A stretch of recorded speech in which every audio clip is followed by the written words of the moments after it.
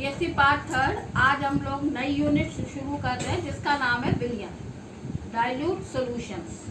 किसी भी दो या दो से अधिक पदार्थ जो आपस में रासायनिक अभिक्रिया नहीं करते हैं, जब उन्हें मिलाया जाता है तो उससे जो बनता है उसे हम विलयन कहते हैं। यह विलयन समांगी विलयन होता है, समांगी मिश्रण होता है। जैसे कि सॉल्ट एंड वाटर, यदि नमक को हम पानी में घोलते हैं तो इसको हम कहते हैं नमक का घोल या नमक का जलीय विलयन। अब जो पदार्थ कम मात्रा में लिया जाता है उसे हम विलय कहते हैं, और जो पदार्थ अधिक मात्रा में लिया जाता है उसे हम विलायक कहते हैं।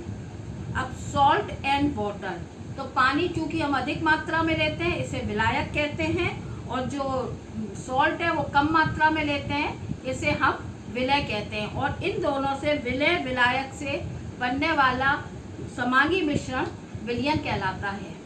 ऐसा आवश्यक नहीं है कि ठोस और द्रव का ही विलयन हो, द्रव और द्रव भी आपस में मिलकर विलयन बनाते हैं, जैसे इथाइल अल्कोहल एंड वाटर।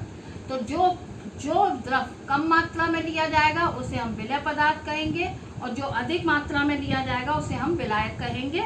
और जब इथाइल अल्कोहल को हम पानी में मिला देते हैं तो कोई रासायनिक अभिक्रिया नहीं होती, बल्कि डाइल्यूट इथाइल अल्कोहल विलयन कहलाता है। अब विलयन जो है वो दो प्रकार के होते हैं, एक होता है आदर्श विलयन और एक होता है अनादर्श विलयन। आदर्श विलयन हम उन विलयनों को कहते हैं जिसमें विलय विलायक तथा विलायक विलायक के मध्य आकर्षण के बल समान होते हैं, और जिन्हें हम संसर्जक बल कहा जाता है, संसर्जक बल बिल्कुल समान होते हैं। इनके बनने पे हमें तीन लक्षण प्राप्त होते हैं। पहला तो जब हम एक विलय और विलायक को मिलाते हैं तो कोई भी ऊष्मा बाहर नहीं निकलती, अतः delta H mixing is equal to 0। दूसरा इसका लक्षण है कि इसमें आयतन का कोई परिवर्तन नहीं होता। अगर 25 ml हमने विलय पदार्थ लिया और 75 ml विलायक लिया तो 100 ml ही विलयन बनेगा, अतः आयतन का परिवर्तन भी शून्य होता है। और तीसरा ये लक्षण होता है कि आदर्श विलयन हर सांद्रता पर राउल के नियम का पालन करते हैं। उदाहरण है इसके आदर्श विलयन का बेंजीन एंड टॉलिन। आप जानते हो दोनों ही एरोमेटिक हाइड्रोकार्बन्स हैं और इन दोनों का मॉलिक्यूलर एनवायरनमेंट लगभग एक जैसा ही होता है।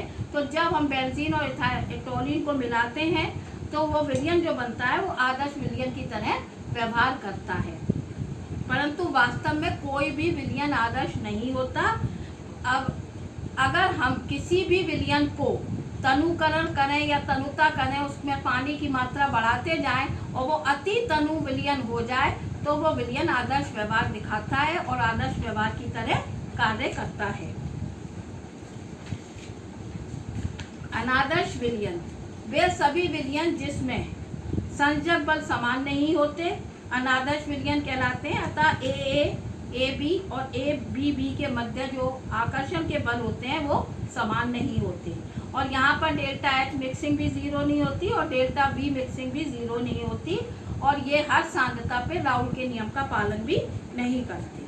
अब राउल के नियम को समझाने से पहले आपको बताएंगे वाष्प दाब हम किसे कहते हैं, द्रवों का वाष्प दाब।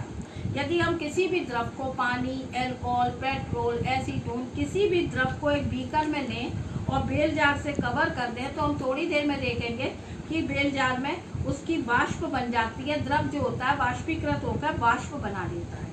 एक पर्टिकुलर टेम्परेचर पर जब ये वाष्प इसी द्रव पर दाब डालती है तो इसको हम कहते हैं उस द्रव का वाष्प दाब। अब राउल का नियम ये कहता है कि एक निश्चित ताप पर किसी विलयन के वाष्पशील अवयव का वाष्प दाब उसके शुद्ध अवयव के वाष्प दाब व विलयन में मोल भिन्न के गुणनफल के बराबर होता है। अतः Pa बराबर होता है P0A XA और Pb बराबर होता है P0B XB।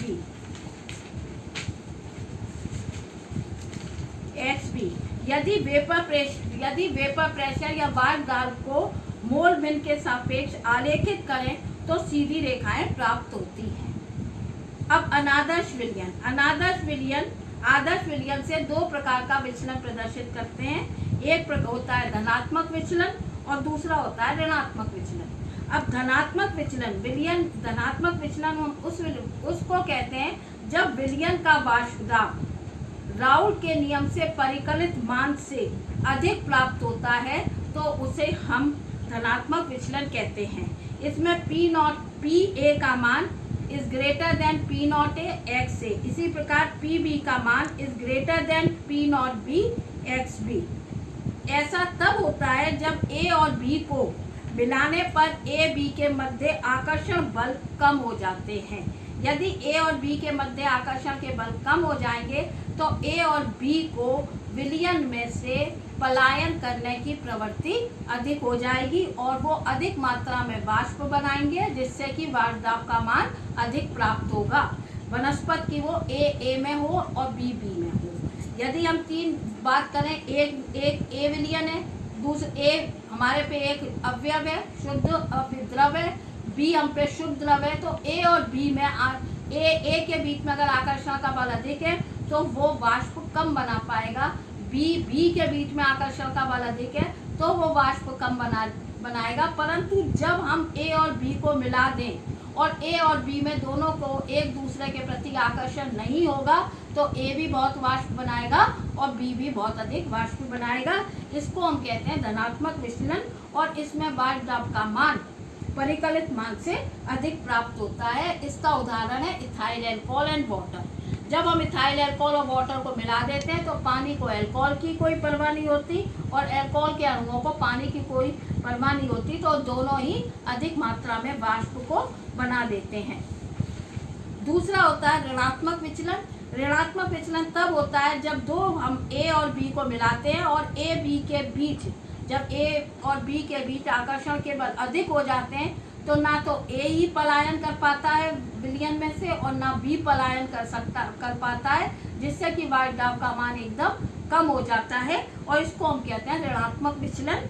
इसमें P A is less than P not A X A और P B is less than P not B X B. इसका उदाहरण है एसीटोन तथा क्लोरोफॉर्म। आप जानते हो कि एसीटोन बहुत वॉलेटाइल होता है, नेचर में बहुत अधिक वाष्प बनाता है। अगर हम इसमें थोड़ी सूक्ष्म मात्रा में क्लोरोफॉर्म मिला देते हैं तो क्लोरोफॉर्म और एसीटोन के बीच में आकर्षण के बल इतने तीव्र होते हैं कि ना तो एसीटोन ही वाष्प बनाता है और